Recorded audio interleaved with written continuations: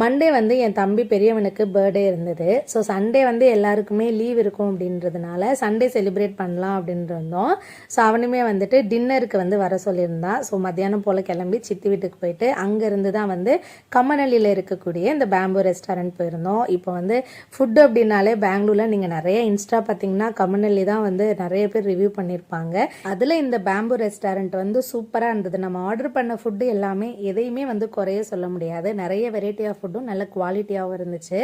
இப்போ வந்து இந்த வயசு பசங்க எல்லாமே அவங்கள சுற்றி ஒரு ஃப்ரெண்ட் சர்க்கிள் இருந்துகிட்டே இருக்கும். ஸோ அவங்க வந்து ஃபேமிலி கூட டைம் ஸ்பெண்ட் பண்ணுறதுங்கிறது வந்து ஒரு கிட்டத்தட்ட ஒரு பெரிய விஷயமா தான் இருக்கும். ஸோ இந்த தடவை வந்து என் தம்பி வாங்க டின்னர் போகலாம் அப்படின்னு எங்கள் கூட டைம் ஸ்பெண்ட் பண்ணது இந்த பர்த்டேக்கு வந்து ரொம்பவே ஹாப்பியாக மெமரபிள் டேவாக இருந்துச்சு.